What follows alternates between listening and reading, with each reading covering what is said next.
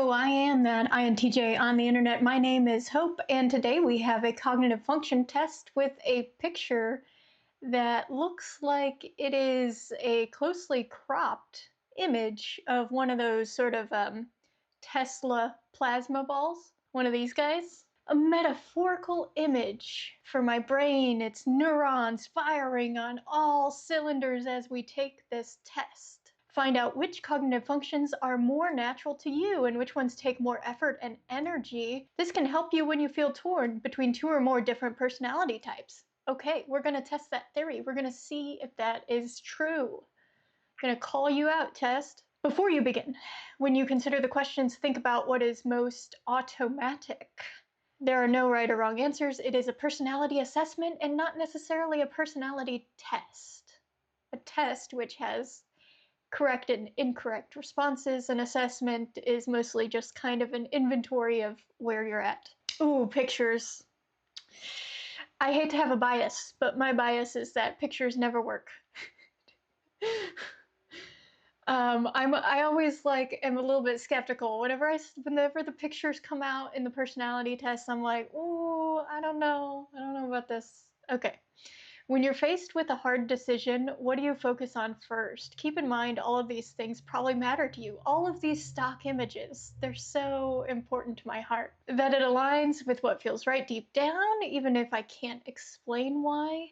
Creates harmony and works well for people involved. Okay, so this is like FI, FE, logical and consistent, that's like TI.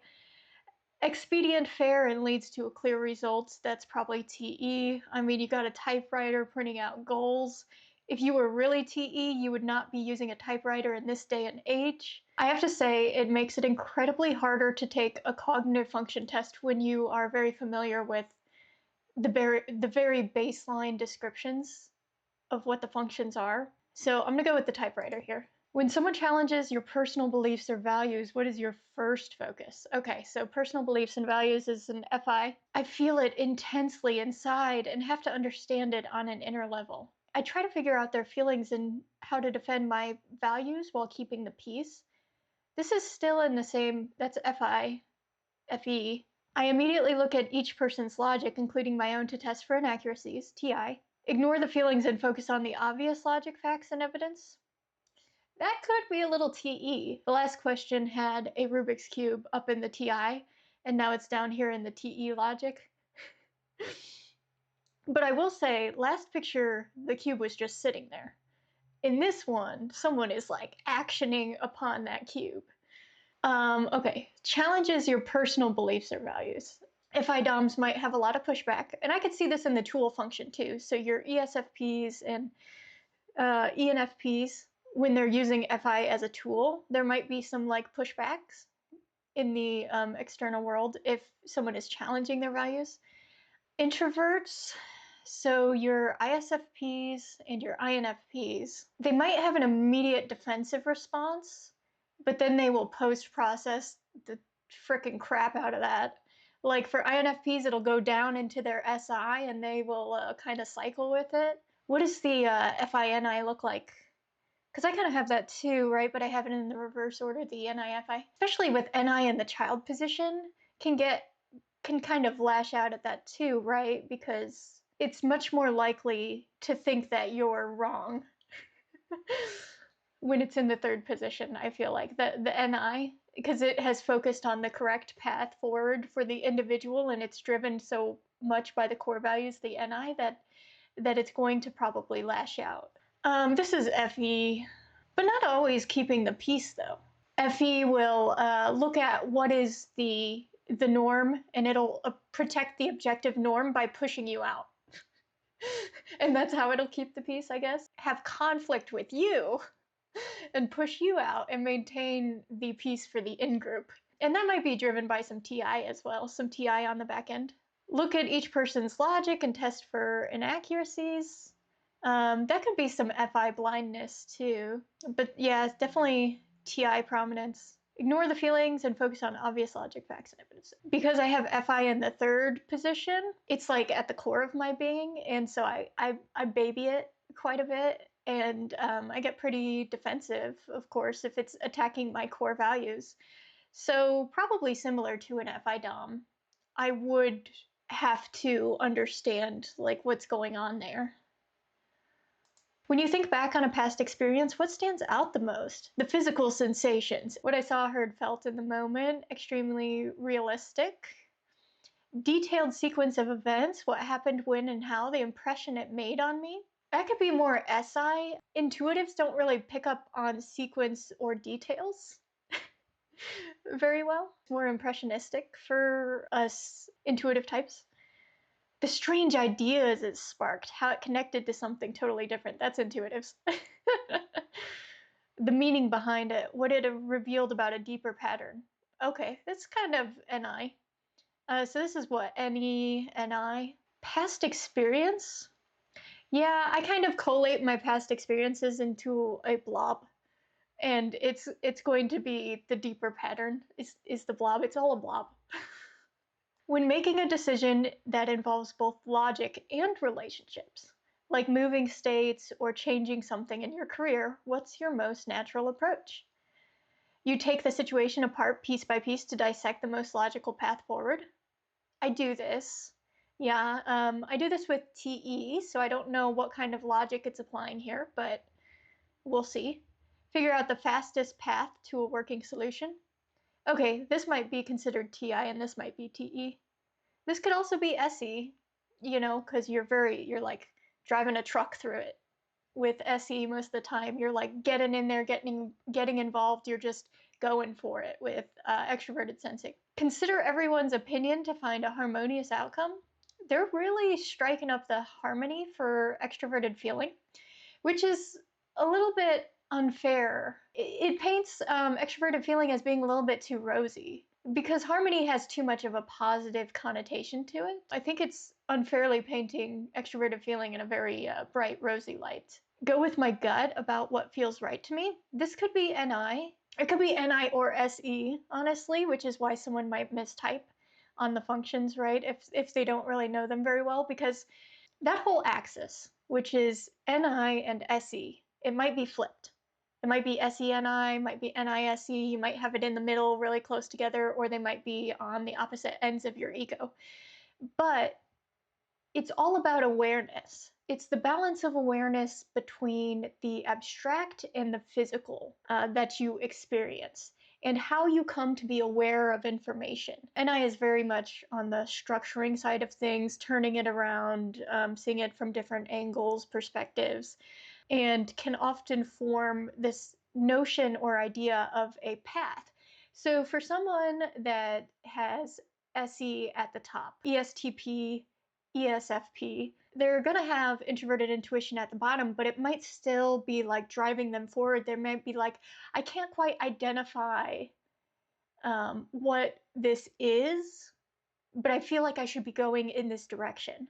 So whenever it's in that very like nascent sort of spot in your mind, the NI, it just feels like this push forward that can often be intermixed with this notion of your gut, like this gut feeling, needing to take action, this gut feeling to move in a direction. Whereas for NI at the top and SE at the bottom, so your INTJs, your INFJs, we definitely have a reticence to take action in the physical world, but we have this sort of like idea of planning, sort of scoping and looking into still the path forward or the direction that we're moving, but we're much more reticent to actually taking the action. But so that's the different sides of the NISE axis there. And maybe this is my extroverted feeling blindness. Usually I don't have many relationships to consider whenever I'm moving forward with my plans. I feel like I do this, but it feels like this. So, like, I really parse through information and I think about it in depth, But it feels like this is the way.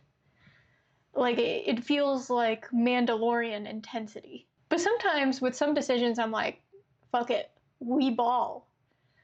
Um, and usually that's an unhealthy way for me to go in particular. I'm gonna go with the crazy TI answer. What most brings you a sense of satisfaction? Checking things off a list and getting tangible results. Checking things off a list, I don't care about. Tangible results, I do. I do like to see tangible results. Understanding how something works inside and out. Um, yes, but it's very pointed, it's very acquisitive. So if I'm trying to accomplish a specific goal, understanding how that particular thing that I'm targeting works inside and out, now that's kind of satisfying. But just anything in the world, not really. Getting a deeper understanding of myself, my emotions, and what's important to me. I do this a lot because of the NIFI. Everything is constantly like kind of cycling through like my own patterns and understanding of myself. I don't really see it bringing me satisfaction. It's not like I gotta eat, pray, love, and find myself. Being emotionally connected with others. I like being engaged with others, but I don't really like the emotional intensity sort of aspect because you might be influencing the person too much, or they might be influencing or manipulating you too much. And so I just like people being their own separate individual entities with their own like self empowerments and sort of like identity and status in the world. So I would not say the extroverted feeling answer. This feels very extroverted thinking. This is probably introverted thinking. This is probably introverted feeling. So the most satisfaction out of all of these things, I'm again between TE and TI. Tangible results probably wins out for me. Which statement sounds more like your inner compass? What feels right to me is my ultimate guide. I just know in my gut when something is right or wrong. That could be FI, could be NI. If something causes harm or disconnection between people, it's probably wrong. It's probably FE. I care about being fair and productive. Feelings are fickle and can't be relied upon. Could be extroverted thinking. I just want to make sense and be logically consistent. TI. How I feel or others feel is far more confusing, so I don't rely upon it. Now, that's not necessarily true. TI wouldn't say that. They wouldn't necessarily say how others feel is far more confusing. They're just like, they just don't necessarily. So I'm thinking ENTP, INTP, right? For the INTP, they might be like, people's feelings are a little confusing, but they wouldn't state it that way. It would be more adversarial, probably, like the TI versus the FE. Um, TI is much more inclined to think that people's feelings are getting in the way of their judgment because the person is stating incorrect information, and TI is driving at getting the most correct information. And it's just like picking apart the things that are incorrect. It doesn't matter, the feelings don't even enter into it. It's just kind of devoid of it. I mean, it's probably my FI, but like what feels right to me. And the patterns, right? The NIFI, I feel like I can develop this sort of idea or notion of right and wrong in like the patterns of morality that I see around me. Which description fits you best? I live for ideas, possibilities, and thinking outside the box. Extroverted intuition. I live for insights about the big picture of life, why we're here, where we're headed. That's probably introverted intuition, but uh, that's not necessarily always what INTJs or INFJs are focused on. I mean, that's not necessarily what's driving us at our core. That why we're here and where we're headed maybe, but it's more of like for me, it's more where am I headed, not like where are we headed. Whatever, you can head your own direction, but where am I headed? Why I'm here, I don't really bother with that as much because I know as individuals we kind of create our own meaning and purpose within life. So I'm not really bothered or worried about it. I'm just here. In life and existence, I'm just doing my thing. Live for stability and a sense of home and safety might be SI, introverted sensing. Enjoy special routines and familiarity, very common things associated with introverted sensing. I live for physical immersion, the thrill of being one with my environment. That's fun. kind of like leaping boulders here. That's extroverted sensing.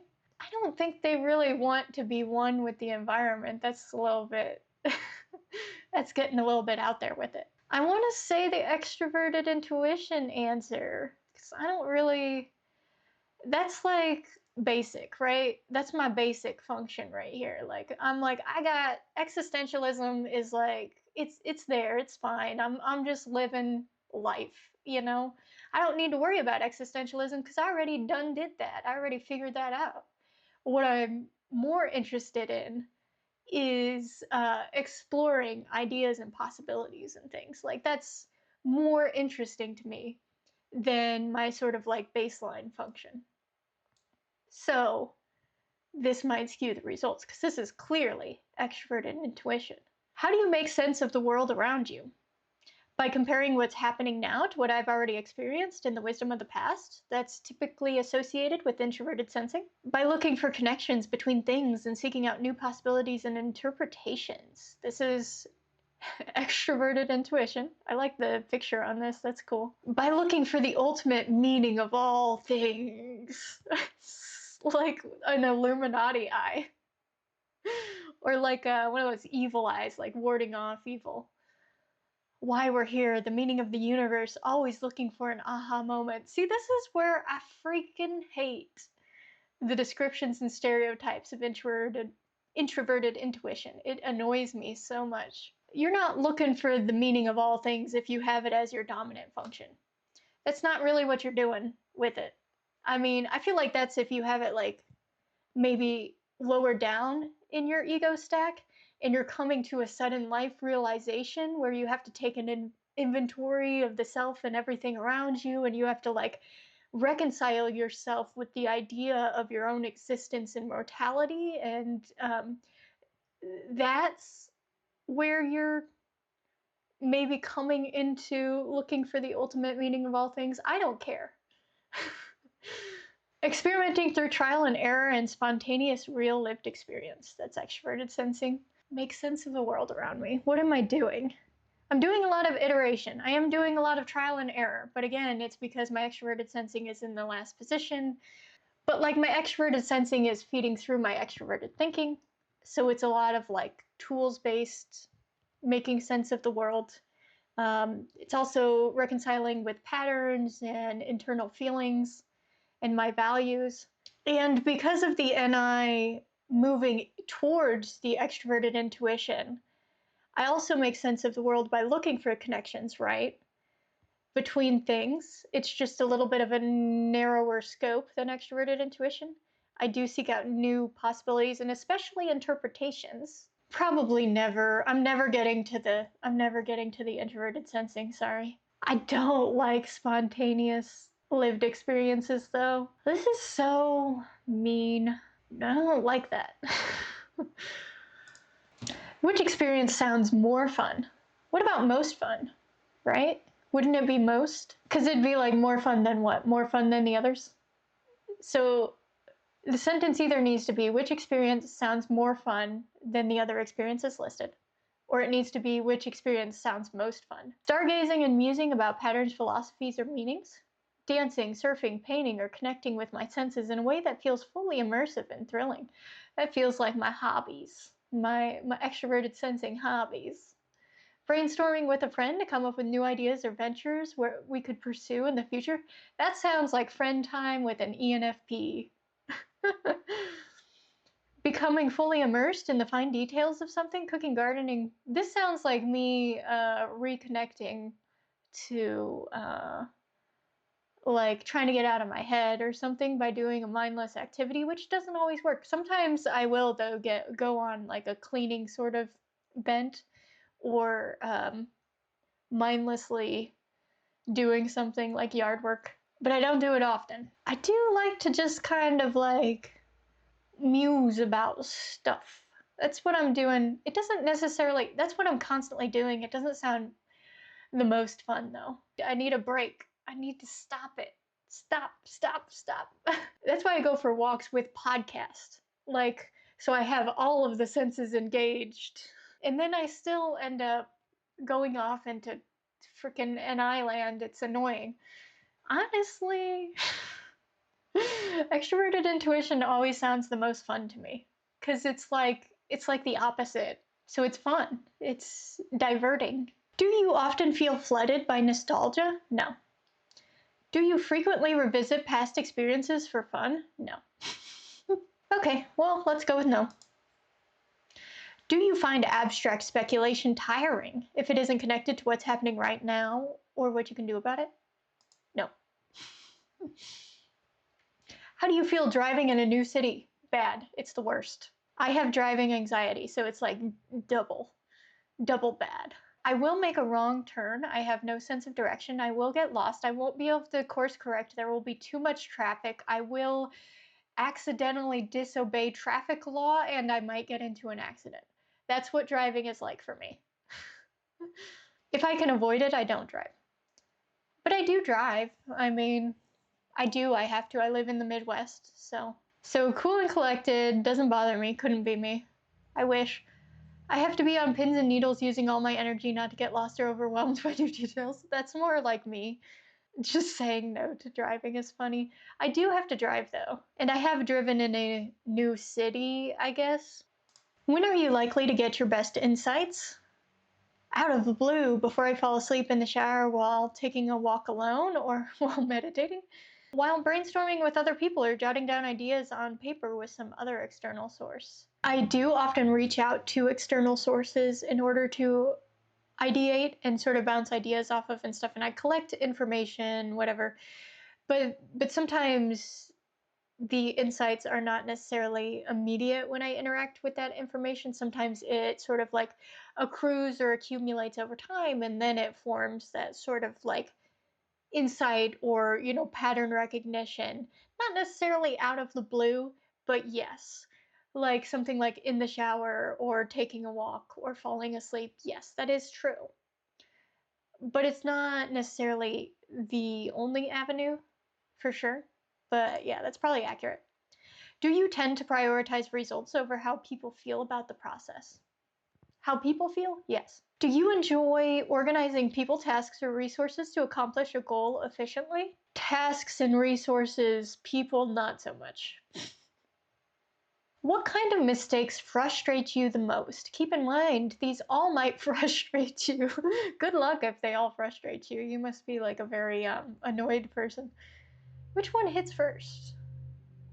Which one hits different? Inefficiency, laziness, or disorganization. Flawed reasoning or inconsistency. Inauthenticity or meddling.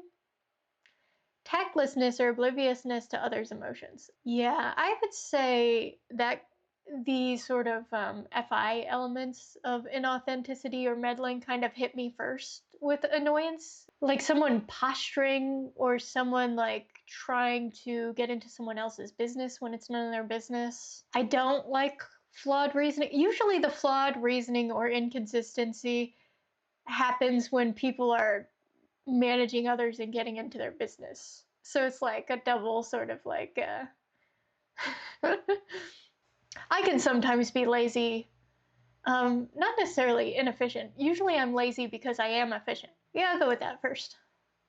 Do you find it easy to improvise or wing it in situations where others might need a plan or structure? Yes, but I do try to build improvisation as sort of like a skill because I think it's useful. So I try to build it as much as I can to try to overcome my own weaknesses. Would you describe yourself as a social chameleon? No, I wouldn't. But I can just like be, in the background where people don't notice me. So, in that respect, do you get thrown off when your surroundings or daily routine change unexpectedly, even if it's not a big deal to others? I don't think so.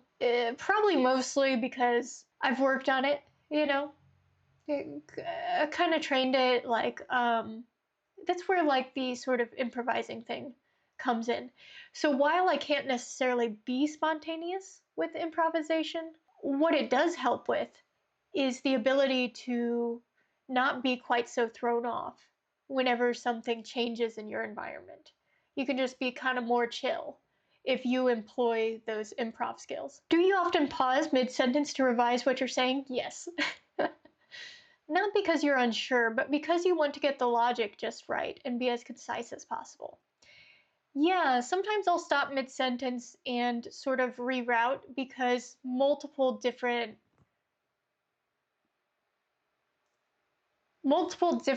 possibilities of like what to say are occurring simultaneously, and I'm kind of processing at the same time of like, okay, which direction should I go with this?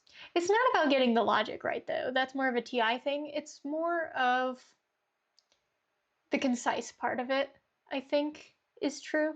I think my NIFI in particular, it has over time become oriented towards wanting to present reality in a faithful way. So that means including details that are relevant in more of a demonstrative way, easy to follow, something that can be provable or supported by empirical data, something where the presentation and the aesthetics are more logically presented. Do you often feel so focused on a mental image or vision of the future that it feels more real than what is happening around you? No, that's like, you're crazy. Even if you do have introverted intuition as your dominant, you can't let it take you over like that. Like, I feel like that's more of like in the third or fourth position, you're gonna start getting into crazy NI land because you can't control it. Whenever you have it as your dominant function, you have more finesse. So, like, you don't get crazy carried away unless you've, I don't know, had some sort of weird trauma that means you're like not well adjusted to reality. Then maybe if NI is your dominant function, then you could go in this direction. But I feel like over experience in the course of life and such as this, if it is your base dominant function, then you will have flexibility and finesse within introverted intuition. So you won't get this hyper focus locked in on one thing to the exclusion of everything in all of reality. So, it's kind of a bit of a disservice to yourself if this is happening to you. No. Do you enjoy rewatching the same movies, eating the same meals, or returning to the same vacation spot because it brings a sense of emotional comfort? Is that FISI? Or just SI in general, introverted sensing? Because I know my partner, INTP, he rewatches the same movies and it is emotionally comforting, and he has cited that as the reason. And he has introverted sensing in the child position where he is sort of babying and self-soothing his inner child by watching these movies in particularly repeatedly. But me, no. Do you feel drawn to abstract or existential questions like the nature of time, purpose, or what consciousness is? Yes, that I can say for sure. As a child, were you often described as fearless, daring, or someone who liked to take physical risks? No. Do familiar routines, places, smells, or songs trigger vivid memories or emotional responses for you, even when you weren't trying to remember anything?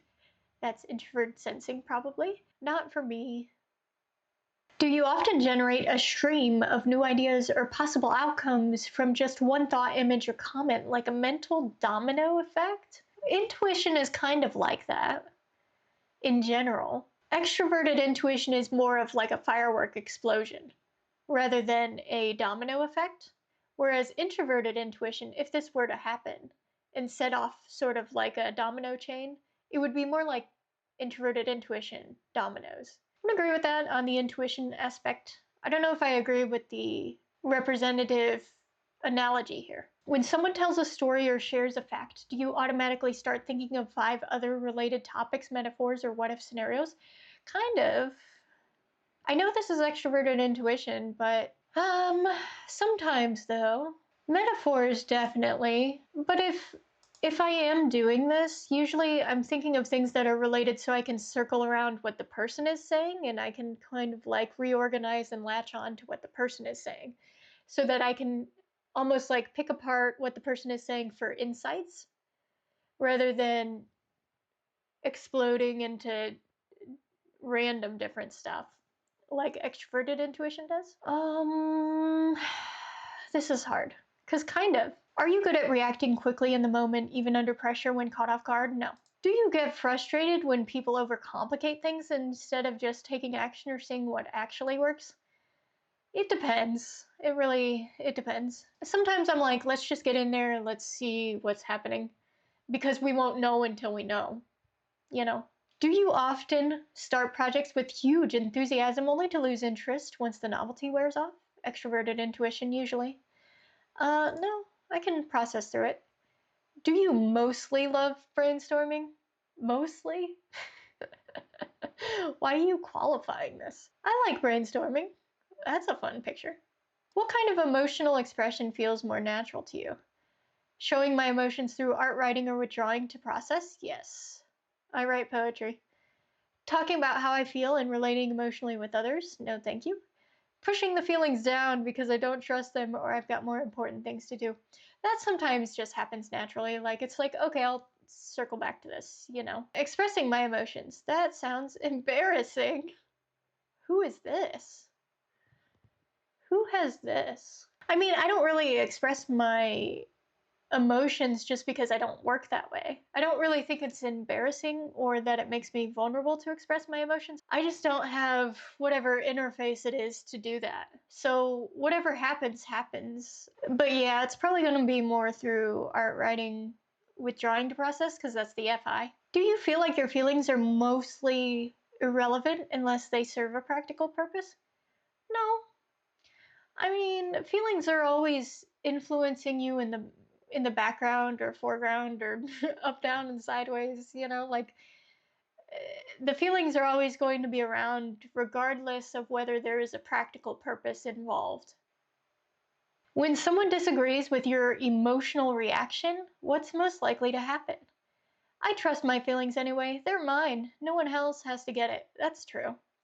I might question myself or try to explain so they understand where I'm coming from. That's also true. Neither? That's not true. I do both of these things. So what? Do I say unsure? I'm not unsure. I'm sure that both of these things happen for me. What's most likely? People aren't typically responding to my emotional reactions because I don't really have them unless I have like an emotional shutdown sort of situation in which I'm just sobbing uncontrollably.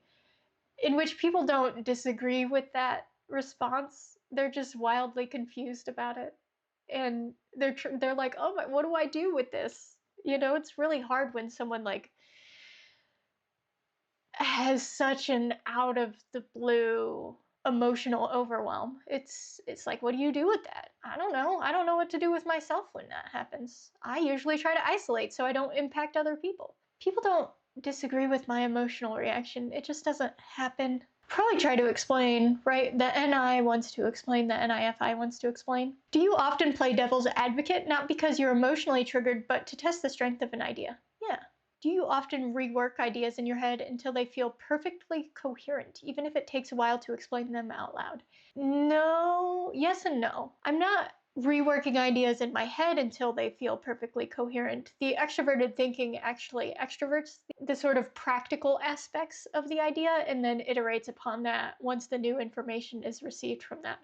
So it's kind of like FI driving the NI, and the NI is pervasive. And once practicality or feasibility hits, it's tested in reality through the extroverted thinking. And then that brings in the extroverted sensing because new information is generated, which all of that feeds back into the introverted intuition. This feels more like TI, like your little tinkering. So I'm gonna say no. Do you sometimes absorb other people's moods or feelings so much that it's hard to know what you feel? No.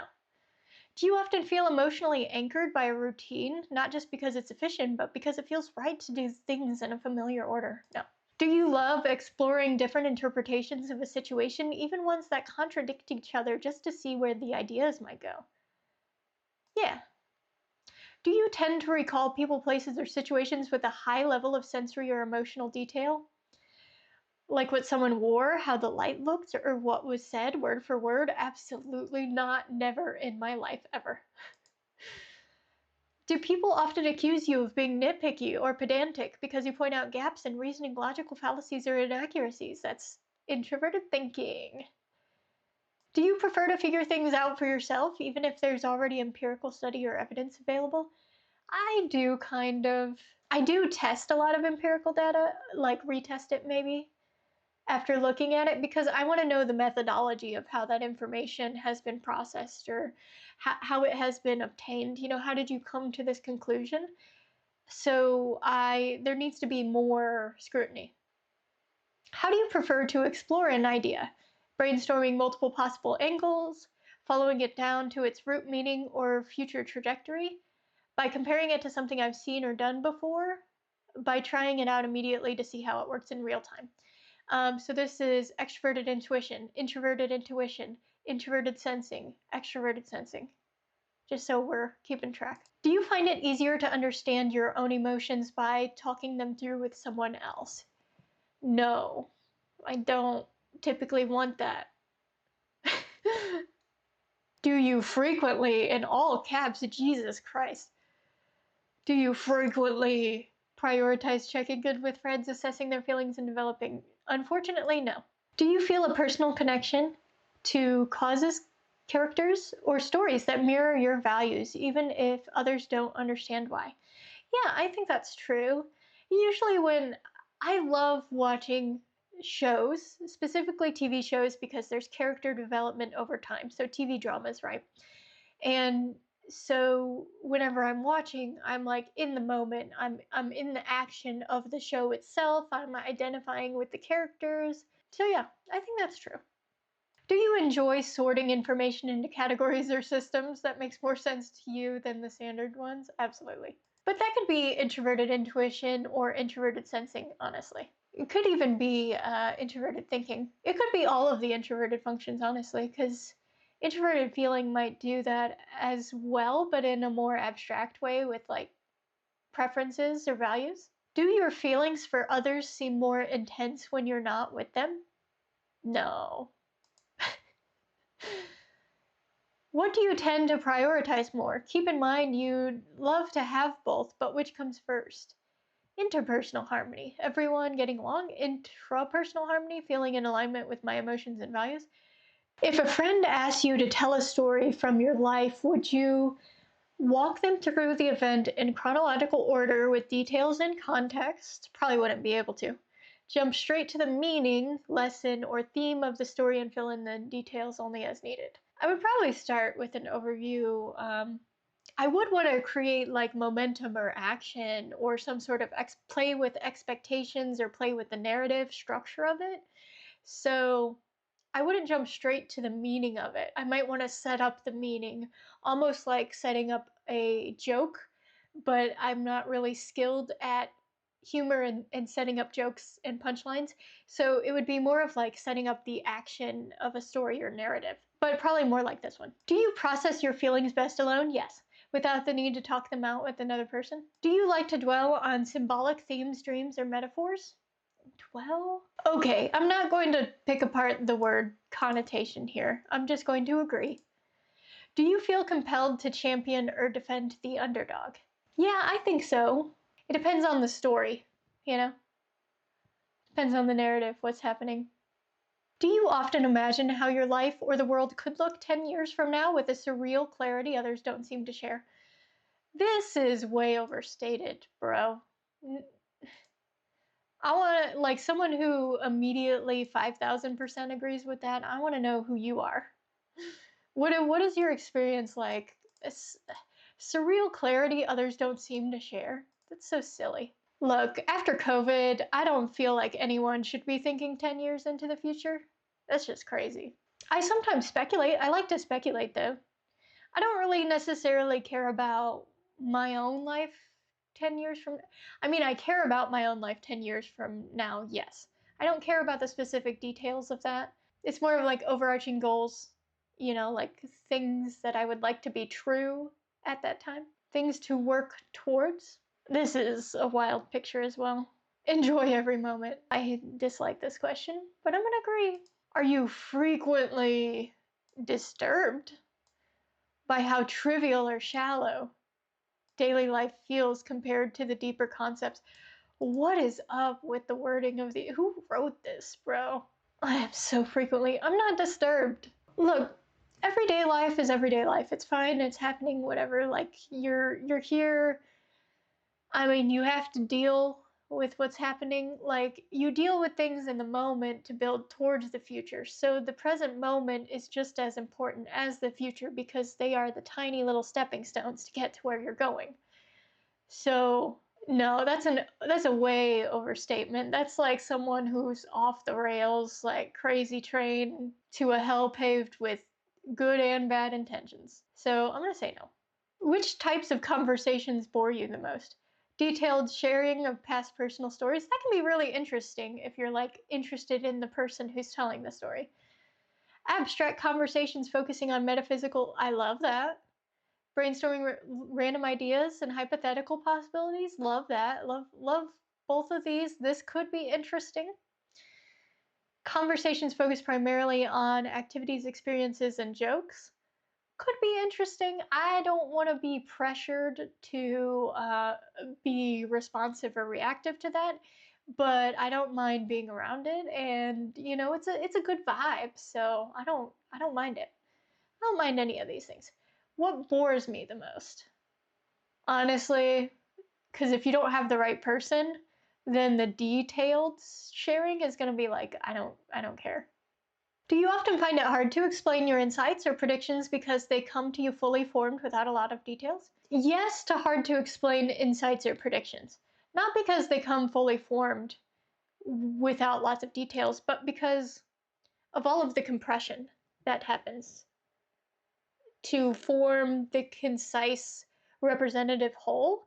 Like, so much is like compressed into this little tiny zip file packet that it is thus hard to extract the files and explain it to people.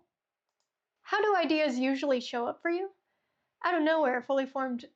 I hate descriptions of NI. I want to punch you in the face, whoever wrote this. That's a bad. I need to like punch towards the camera. Huh, huh, huh. Yeah, that looks a little bit better than punching down. Punching down looks bad. It punch, punch.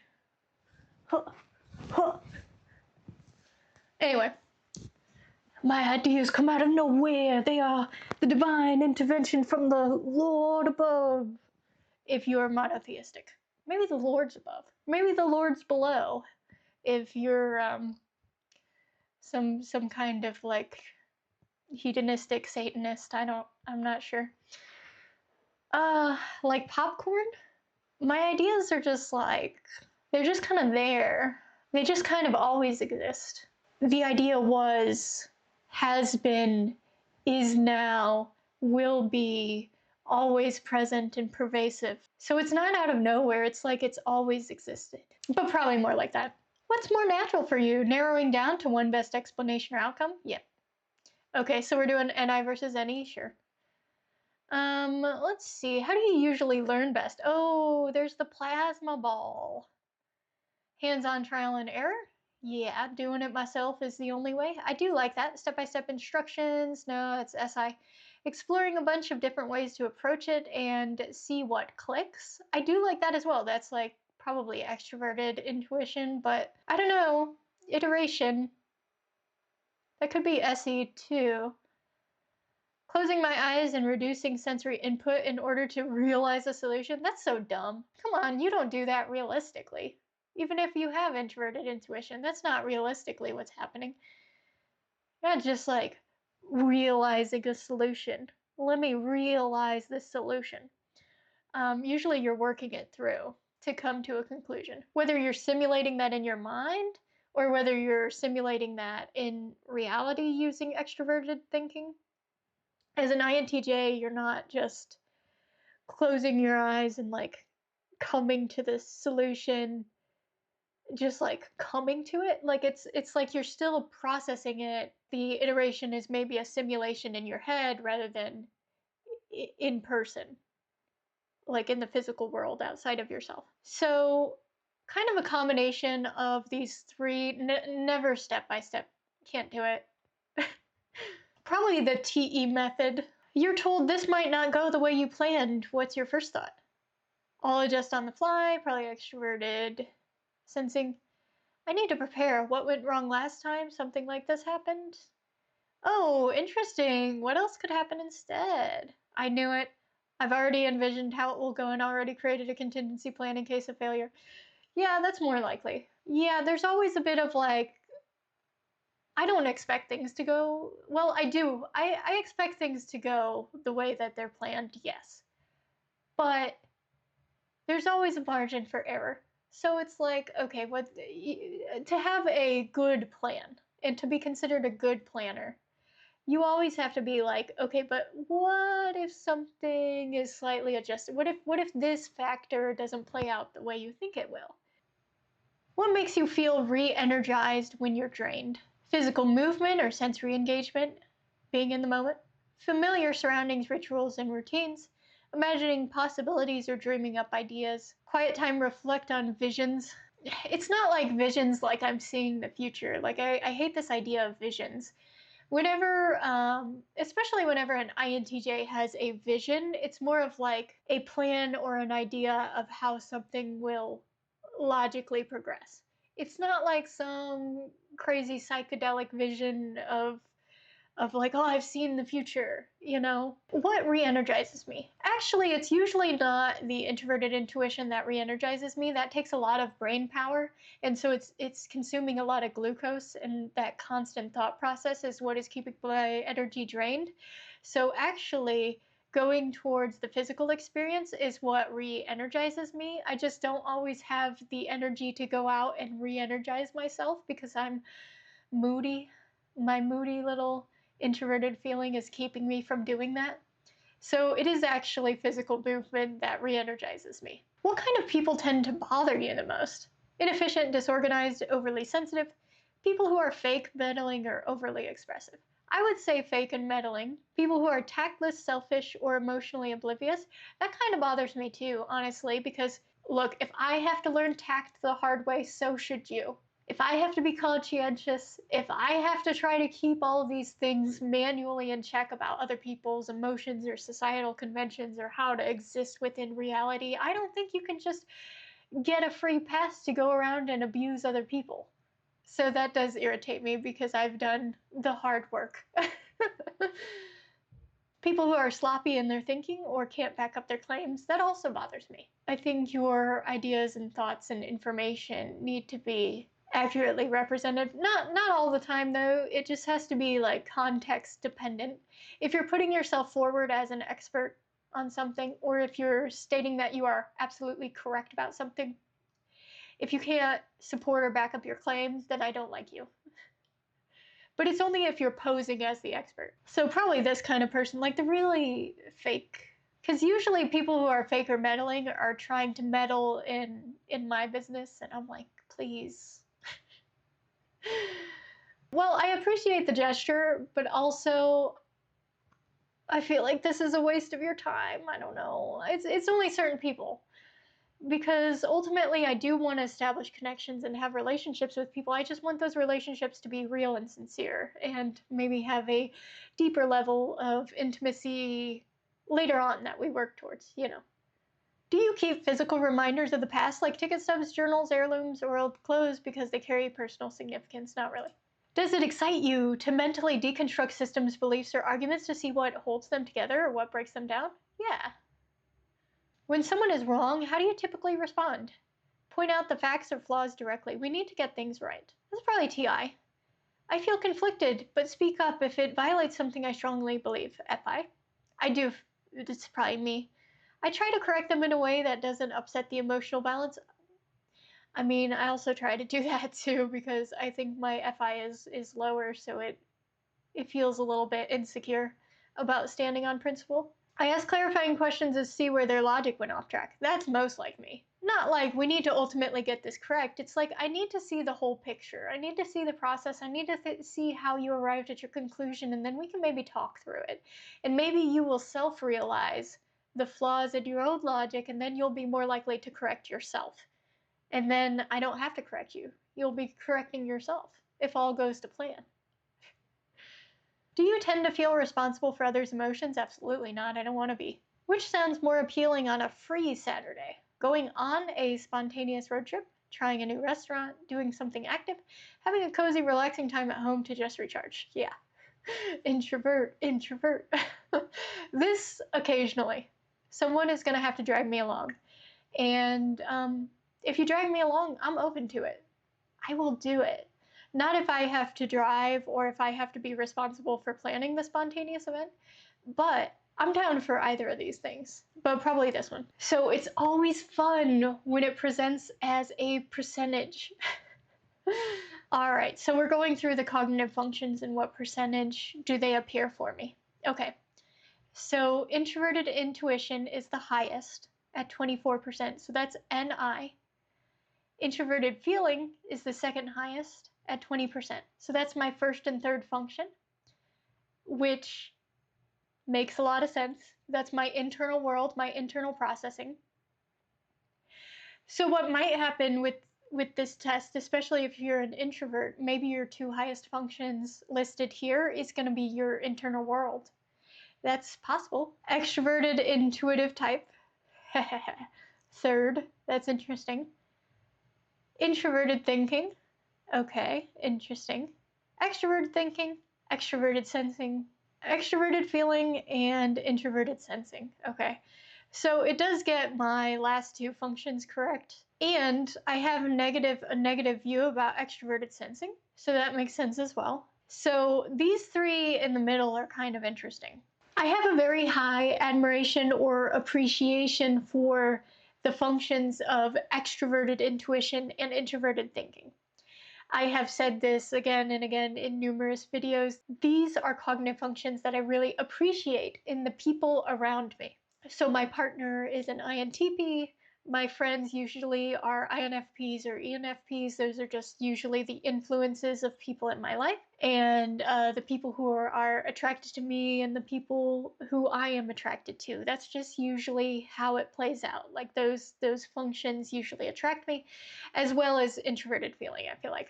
That's more of like my valuing sort of aspects. And then I think, oh, okay. I think the way that they phrased extroverted thinking a lot of the time was kind of off-putting to me. Maybe that's a bias that I have for the wording or connotation of the test and the language as it was presented to me. Wakes up in the morning already making lists. Yeah, see, I don't tend to favor lists. Zero patience for people who don't keep up. Whenever you have extroverted thinking as a tool function in your second slot, so this would be INTJs, ISTJs, whenever it's in the tool slot, you're much more likely to be chill and hands off.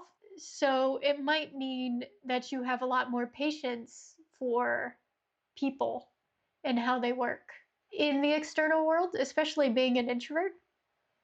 So that's probably why it ended up being fourth. So that's interesting. So yeah, ENTJs and ESTJs might have a lot less patience for people who are not as efficient and people who are sloppy, that sort of thing. Oh, okay, wait a minute. Yes, if TAE is your auxiliary function for INTJs, ISTJs, it works more like a quiet enforcer. It's mostly used on the self rather than on other people, because we don't want to necessarily engage and push other people with our extroverted thinking, because it's a tool for us. It's not the dominant aspect. Yeah, TE is the part that kicks you into action. It kicks me into action. It does not make me kick other people into action like the ENTJs or the ESTJs. With TE, my ideas become systems, schedules, businesses, blueprints, battle plans. Yeah. I think that's a good explanation. You might check out this test just so when you get to the results page, you can read through the functions. I might sort of suggest that for you. Thing is, I didn't like any of the questions about introverted intuition, so am I gonna hate this?